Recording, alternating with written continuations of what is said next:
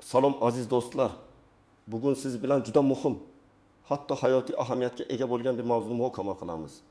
Hozirgi vaziyatni inobatga oladigan bo'lsak, bu ma'lumot har biringiz uchun, har bir oila uchun, har bir fuqaro uchun nihoyatda dolzarb. Shuning uchun iltimos diqqat bilan eshiting va hech bir detalni o'tkazib yubormang. Bu videoni oxirigacha ko'rish orqali siz o'zingizni va yaqinlaringizni bahor mavsumi yakuniga qadar elektr ta'minotisiz qolish kabi og'ir vaziyatlardan qanday himoya qilishni bilib olasiz. Shok bo'lishingiz mumkin, ammo bu haqiqat. Butun mamlakat bo'ylab kutilmagan massiv elektr ta'minoti uzilishlari, ya'ni blackoutlar ehtimoli tobora ortib bormoqda. Bunday vaziyatda qanday omon qolish, qanday chora ko'rish kerak? Bugun aynan shu savollarga javob topamiz. Video yakuniga qadar sizda aniq harakat rejasi bo'ladi. Hozirning o'zida kanalimizga obuna bo'ling va bu videoga like bosing. Bu birinchidan bizni qo'llab-quvvatlaydi, ikkinchidan esa bu muhim ma'lumot boshqa ko'plab insonlarga ham yetib borishiga yordam beradi. Keling, avvalo muammoning ildiziga yetib boraylik. Yaqin o'tmishda, masalan, 5-10 yil avval elektr energiyasi bizning hayotimizning ajralmas va doimiy bir qismi edi. Biz uni avtomatik ravishda qabul qilardik. Svet o'chishi bu juda kamdan kam holat edi va agar ro'y bersa ham odatda mahalliy. Qisqa muddatli nosozliklar sababli yuzaga kelardi. Elektrchilarga qo'ng'iroq qilingach, bir necha soat ichida muammo bartaraf etilardi va biz yana odatiy hayot tarzimizga qaytardik. Biz qahvamizni qaynatardik, televizor ko'rardik, telefonlarimizni quvvatlantirardik. Bularning bari hech qanday to'siqsiz amalga oshirilardi. Biz uchun elektr energiyasining barqarorligi oddiy holat edi. Ammo hozir vaziyat butunlay o'zgardi. Mamlakatimizda va butun dunyoda yuz berayotgan global iqlim o'zgarishlari, energiya eskirgan infratuzilmalar va eng asosiysi iste'molning keskin ortishi, bularning barchasi bizni yangi reallik bilan yuzma-yuz qoldirdi. Endi elektr ta'minoti uzilishlari shunchaki vaqtincha noqulaylik emas. Bu tobora ko'proq, uzoqroq muddatli va kengroq hududlarni qamrab oladigan tus olmoqda. Biz nafaqat alohida uylar yoki mahallalar miqyosida, balki butun shaharlar, viloyatlar va hatto mamlakat miqyosida bir necha kun, hatto haftalar davomida elektr energiyasiz qolish ehtimoli haqida gapirmoqdamiz. Bu massiv blackoutlar deb ataladi va bu so'z endi bizning lug'atimizga kirishi shart. O'tmishdagi svet o'chdi, yarim soatda keladi degan tushunchani unuting. Endi biz svet o'chdi, qachon kelishi noma'lum degan yangi paradigmaga tayyor bo'lishimiz kerak. Bu faqatgina noqulaylik emas, balki xavfsizlik, sog'liq va hatto hayot uchun real tahdiddir. Asosiy qism batafsil tahlil. Nimalarni bilishingiz kerak, kim xavotir olishi kerak va kim xavotir olmasligi kerak. Bu holatda nimalarni bilishingiz juda muhim. Eng avvalo, energiya infratuzilmasining zaif tomonlarini va uning hozirgi yuklamasini tushunishingiz kerak.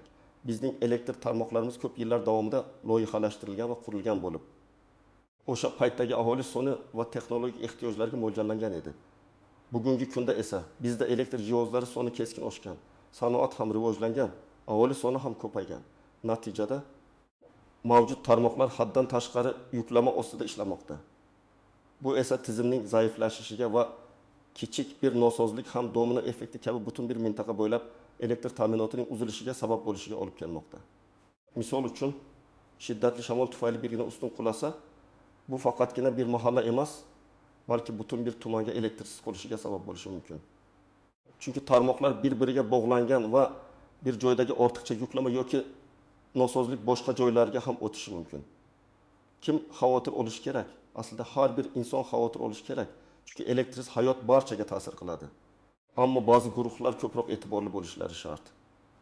Birinchidan, yoshi ulug'lar va surunkali kasalliklarga chalinganlar. Ko'plab dori-darmonlar, ayniqsa insulin kabi preparatlar muzlatgichda saqlanishi kerak.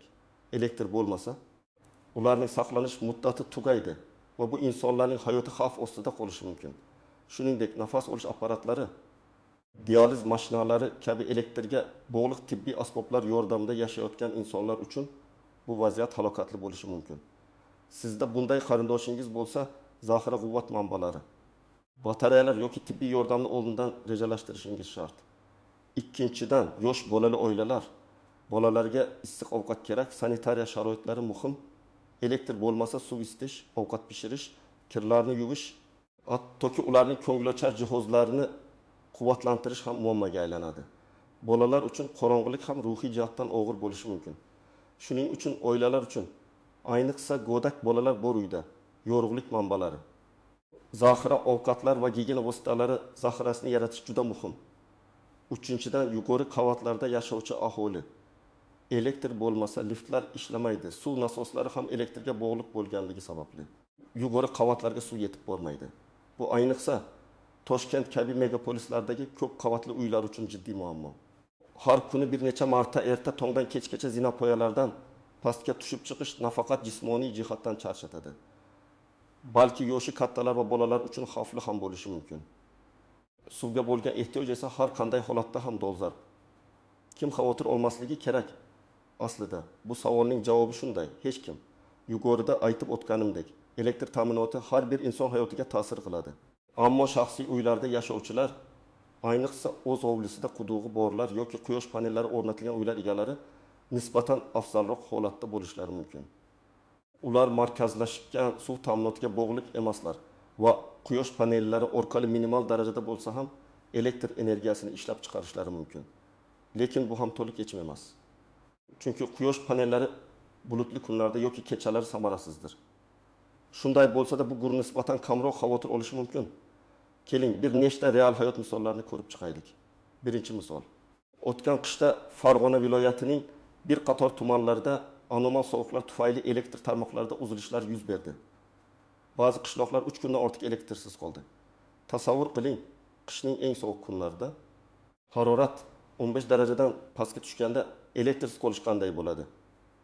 Uy isitish tizimlari, suv nasoslari ishlamadi. Natijada aholi uylarini isitish uchun o'tin, ko'mir kabi muqobil yoqilg'i qidirishga majbur bo'ldi. Suv muammosi tufayli esa sanitariya ahvoli yomonlashdi. Oziq-ovqat mahsulotlari buzilib ketdi. Bu vaziyat nafaqat jismoniy, balki ruhiy jihatdan ham odamlarga og'ir ta'sir qildi. Statistika ma'lumotlariga ko'ra, o'sha davrda shamollash va boshqa yuqumli kasalliklar soni sezilarli darajada oshgan. Hukumat tomonidan favqulodda yordam punktlari tashkil etilgan bo'lsa-da, bu vaziyatga oldindan tayyor bo'lish qanchalik muhimligini ko'rsatdi. Ikkinchi misol. Toshkent shahridagi yirik 10 qavatli uylar. Blackout yuz berganda bunday binolarda yashovchilar uchun vaziyat 2 karra og'ir kechadi. Birgina Chilonzor tumanidagi 1000 dan ortiq xonadonga elektr ta'minoti uzilganda. Yuqori qavatlarda yashovchilar uchun suv masalasi eng dolzarb muammoga aylandi. Har 1 litr suvni qo'lda ko'tarib chiqish kerak edi. Aholining o'tin badnisidan ortiq yosh kattalar va yosh bolali oilalar ekanligini hisobga olsak, bu ularning kundalik hayotini tubdan izdan chiqargani anglash qiyin emas. Liftlar ishlamagani sababli insonlar uydan chiqa olmadi yoki juda katta qiyinchilik bilan pastga tushib chiqa oldi. Ba'zi hollarda favqulodda tibbiy yordamga muhtoj bo'lgan bemorlarni ko'tarib tushirish uchun qutqaruvchilar aralashishiga to'g'ri kelgan. Bu misol shahar sharoitida elektrsiz qolishning oqibatlarini aniq ko'rsatib beradi. Uchinchi misol, biznes va iqtisodiyotga ta'siri. Blackoutlar nafaqat oddiy aholiga, balki tadbirkorlikka ham jiddiy zarar yetkazadi. Tasavvur qiling, bir necha kun davomida bir nechta viloyatlarda elektr ta'minoti bo'lmaganida. Minglab kichik va o'rta biznes subyektlari o'z faoliyatini to'xtatishga majbur bo'ladi. Masalan, dehqon bozorlaridagi muzlatgichlar ishlamaydi. Bu esa millionlab so'mlik oziq-ovqat mahsulotlarining buzilishiga olib keladi. Qandolatchilik, non mahsulotlari ishlab chiqaruvchi korxonalar xomashoni saqlay olmaydi va ishlab chiqarishni davom ettira olmaydi. Internet va mobil aloqa stansiyalarining quvvati tugashi bilan bank tizimi ham ishlamay qoladi. Savdo nuqtalari to'xtaydi, post terminallar ishlamaydi. Natijada har bir kunlik blackout mamlakat iqtisodiyotiga yuzlab milliard so'm zarar keltirishi mumkin. Bu raqamlar shunchaki statistik ma'lumot emas. Balki o'rtada minglab insonlarning daromadi, oilasining moddiy ahvoli turadi. Bu o'z navbatida ijtimoiy keskinlikni ham oshirishi mumkin. Asosiy qism 2 qoidalardan istisnolar, tuzoqlar va noaniq nuanslar. Yuqorida aytilganlarga qaramay, har bir holatda ham vaziyat bir xil kechmaydi. Ba'zi istisnolar va noaniq nuanslar mavjud bo'lib, ularni bilish sizga vaziyatni to'g'ri baholashga yordam beradi. Birinchi istisno, markaziy isitish tizimiga ega binolar. Ko'plab eski turar joy binolarida markaziy isitish tizimi mavjud. Blackout yuz berganda, agar issiqlik markazlari mustaqil ravishda ishlay oladigan bo'lsa, masalan, gaz bilan ishlaydigan qozonxonalarda elektr generatorlari mavjud bo'lsa, Sizning uyingizda issiqlik saqlanib qolishi mumkin.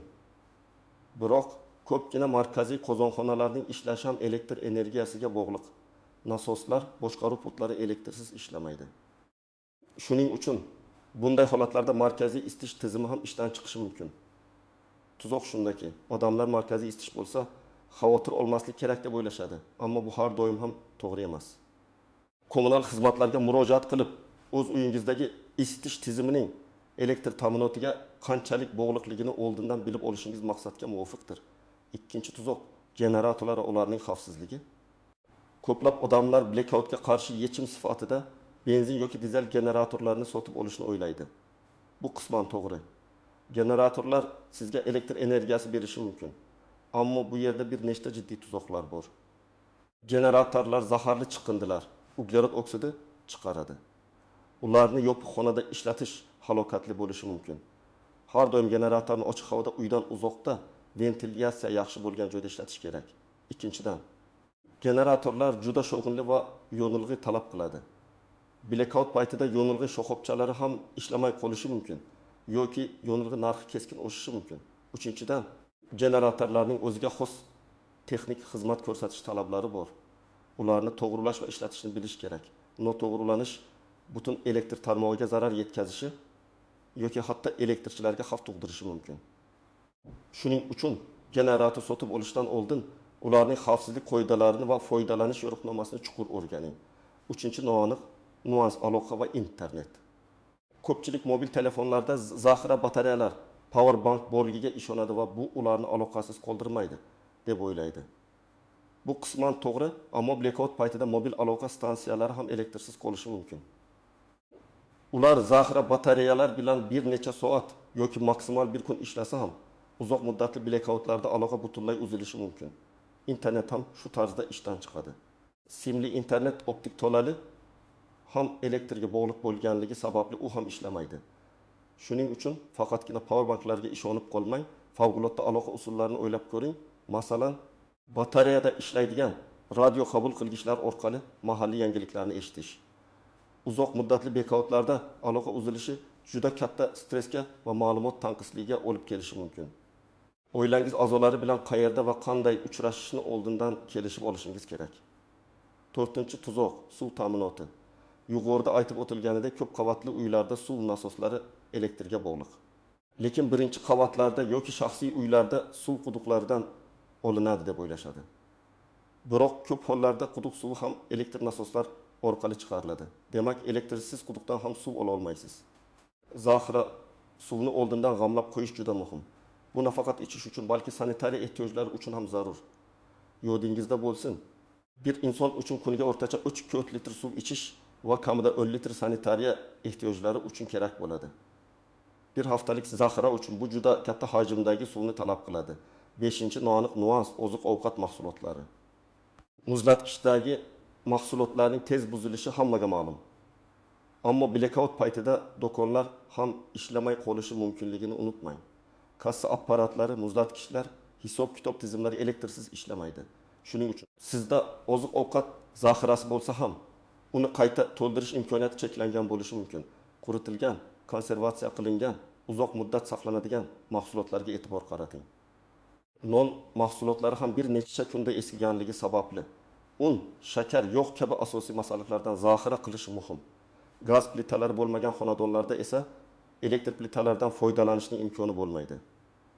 Bu yerda gaz ballonlari yoki sayyohlik peshkalari yordamga keladi. Amaliy maslahatlar, tomoshabin nima qilish kerak? Aniqlangan qadamlar. Endi esa eng muhim qismga o'tamiz. Blackout sharoitida omon qolish uchun nima qilishingiz kerak? Bu yerda aniq va batafsil ko'rsatmalar mavjud. 1. Favqulodda vaziyat to'plamini yarating. Bu sizning birinchi va eng muhim qadamingiz. Yorug'lik manbalari, batareyali chiroqlar, bir nechta dona turli o'lchamdagi batareyalar zaxirasi. Quyosh energiyasida ishlaydigan yoki mexanik chiroqlar ham juda foydali bo'lishi mumkin. Shuningdek, shamlar va gugurt. Lekin shamdan foydalanganda yong'in xavfsizligini unutmang. Radio, batareyada ishlaydigan kichik radio. U orqali siz mahalliy xabarlarni eshitishingiz mumkin. Chunki mobil aloqa ishlamay qolishi mumkin. Zaxira quvvat manbalari, power banklar. Ular sizning mobil telefoningizni bir necha marta quvvatlantirishi mumkin. Bir nechta power bank bo'lsa, yanada yaxshi. Suv zaxirasi har bir oila a'zosi uchun kamida 3 kunga yetadigan toza ichimlik suvi zaxirasini yaratish. Bu kamida 912 litr suv degani. Uni toza yopiq idishlarda saqlang. Oziq-ovqat zaxirasi tez buzilmaydigan, tayyorlanishi oson mahsulotlar. Konservalar, go'sht, baliq, sabzavot, quritilgan mevalar, yong'oqlar, pechenye, kofe, choy, shakar, tuz, un kamida bir haftaga yetadigan miqdorda. Birinchi yordam qutisi. Barcha zarur dorilar, ayniqsa surunkali kasalliklar uchun og'riq qoldiruvchi antiseptik, bint, paxta, leykoplastir. Shuningdek, dori-darmonlarni saqlash shartlari ayniqsa muzlatgich talab qiladiganlari haqida o'ylab ko'ring. Naqd pul, elektrsiz bankomatlar va terminallar ishlamaydi. Naqd pul do'konlarida savdo qilish uchun yagona imkoniyat bo'lishi mumkin isitish vositalari. Agar uyingiz markaziy isitishga bog'liq bo'lsa, zaxira yorganlar, issiq kiyimlar tayyorlab qo'ying. Kichik gaz ballonda ishlaydigan isitgichlar ham bor, ammo ulardan xavfsizlik qoidalariga rioya qilgan holda foydalanish kerak. 2. Uyingizdagi jihozlarni himoyalash. Elektr ta'minoti qayta tiklanganda kuchlanishning keskin o'zgarishi ro'y berishi mumkin. Bu esa elektr jihozlaringizga zarar yetkazishi mumkin. Shuning uchun blackout yuz berganda barcha elektr jihozlarini rozetkadan sug'urib qo'ying. Ayniqsa qimmatbaho texnika, kompyuter, televizor, muzlatgich uchun bu juda muhim. Svet kelgandan so'ng bir necha daqiqa kutib, keyin ularni rozetkaga ulang. 3. Favqulodda aloqa rejasi. Oilangiz a'zolari bilan blackout yuz berganda qanday aloqa qilish va qayerda uchrashish haqida kelishib oling. Mobil aloqa ishlamasa, bu reja juda muhim bo'ladi. Masalan, svet o'chsa, 3 soat ichida bobomnikida yigilamiz kabi aniq kelishuv. Bir jamiyat bilan hamkorlik, mahallangizdagi qo'shnilar bilan tanishib chiqing. Kimning uyida generator bor, kimning uyi issiqroq, kimda suv zaxirasi bor. Bu ma'lumotlar favqulodda vaziyatda bir-biringizga yordam berishingiz uchun juda foydali bo'ladi. Jamoaviy yordam har doim yakka kurashdan afzaldir. 5. Axborot manbalari. Batareyada ishlaydigan radiodan tashqari hokimiyat, FVV, Favqulodda vaziyatlar vazirligi va boshqa rasmiy organlarning Telegram kanallariga obuna bo'ling. Ular orqali vaziyat haqida eng so'nggi ma'lumotlarni olishingiz mumkin. Telefoningizda ushbu Telegram kanallarga kirish uchun yetarli internet paketini ham oldindan faollashtirib qo'ying. Agar aloqa uzilmasa, u orqali ham ma'lumot olish mumkin bo'ladi. 6. Qayerga murojaat qilish kerak? Favqulodda holatda. Agar elektr ta'minoti uzoq muddatga uzilsa va sizda yordamga muhtoj keksalar, bemorlar yoki yosh bolalar bo'lsa, birinchi navbatda favqulodda vaziyatlar vazirligining 1020 raqamiga yoki mahalliy hokimiyatning ishonch telefoniga qo'ng'iroq qiling. Elektr tarmoqlari korxonasiga qo'ng'iroq qilish bilan birga, agar vaziyat og'irlashsa, mahalliy mahalla qo'mnasiga yoki tuman hokimiyatiga yozma ravishda murojaat qiling. Murojaatda vaziyatning jiddiyligi, uydagi yordamga muhtoj shaxslar, soni va zaruriy ehtiyojlar aniq ko'rsatilishi kerak. Bu har qanday rasmiy yordamni olish uchun asos bo'ladi. Agar suv ta'minoti ham uzilsa, suv ta'minoti korxonasiga murojaat qilish kerak. Ammo favqulodda vaziyatlarda FVV va mahalliy hokimiyat orqali ham suv yetkazib berish masalasini hal qilish mumkin. 7. Qanday hujjatlar yig'ish kerak? Asosiy shaxsni tasdiqlovchi hujjatlar, pasport, tug'ilish guvohnomasi nusxalarini suv o'tkazmaydigan sumkada saqlang. Agar dori-darmonlarga ehtiyoj bo'lsa, shifokor retseptlarining nusxalari ayniqsa hayotiy muhim dorilar uchun. Favqulodda vaziyatlar ro'y berganda ko'pincha bank hisoblari yoki boshqa hujjatlarga tez kirish imkoniyati bo'lmaydi. Shuning uchun ba'zi muhim bank rekvizitlari, aloqa raqamlari, oilaviy ma'lumotlarni yozib qo'yib, jismoniy nusxasini saqlash foydali bo'ladi. Chunki nima yozish kerak? Agar rasmiy murojaat qilish kerak bo'lsa, murojaat blankasi yoki oddiy qog'ozga, tashkilot nomi, masalan, Toshkent shahar hokimligiga yoki favqulodda vaziyatlar vazirligining Toshkent shahar boshqarmasiga. Kimdan? Sizning FI manzilingiz, aloqa telefon raqamingiz. Murojaat sababi: elektr ta'minotining uzoq muddatga uzilishi munosabati bilan yordam so'rash. Vaziyatning batafsil his sanasidan boshlab soat kun davomida uyimizda elektr ta'minoti yo'q. Oilamizda yoshli keksalar, yoshli bolalar, kasalligi bor bemorlar bor. Elektr yo'qligi sababli qanday muammolarga duch kelayotganingizni yozing. Isitish yo'q, suv yo'q, dori-darmonlar buzilmoqda, aloqa yo'q va hokazo. Talab. Uydagilarning hayotini saqlab qolish va zarur sharoitlarni ta'minlash uchun favqulodda yordam ko'rsatishingizni so'raymiz. Masalan, vaqtincha isitish moslamasi ichimlik suvi, tibbiy yordam, sana va imzo. Iloji bo'lsa, 2 nusxada yozing va bir nusxasini kiruvchi hujjat sifatida ro'yxatdan o'tkazib, o'zingizda saqlab qoling. Bu keyinchalik javob talab qilish yoki vaziyatni kuzatish uchun muhimdir. Aziz do'stlar, bugun siz bilan juda muhim va dolzarb mavzuni muhokama qildik. Esingizda bo'lsin, blackout ehtimoli hozirgi kunda shunchaki tahdid emas, balki real voqelikdir. Unga tayyor bo'lish har birimizning qo'limizda. Oldindan tayyorgarlik ko'rish orqali siz o'zingizni, oilangizni va yaqinlaringizni ko'plab xavf-xatarlardan himoya qilishingiz mumkin. Bu ma'lumotlar shunchaki nazariy emas, balki hayotiy zaruratdir. Bahor oxirigacha yoki undan ham uzoqroq muddatga elektrsiz qolish ehtimoli mavjud ekan. Ushbu videodagi har bir maslahatga amal qilishga harakat qiling. Umid qilamanki, bu video siz uchun foydali bo'ldi va siz endi nima qilish kerakligini aniq tushundingiz. O'z fikrlaringizni, tajribalaringizni va boshqa foydali maslahatlaringizni izohlarda yozib qoldiring. Bu boshqa tomoshabinlar uchun ham foydali bo'lishi mumkin. Videoga like bosishni va kanalimizga obuna bo'lishni unutmang. Birgalikda har qanday qiyinchilikni yengib o'tamiz. O'zingizni ehtiyot qiling va tayyor bo'ling. Rahmat.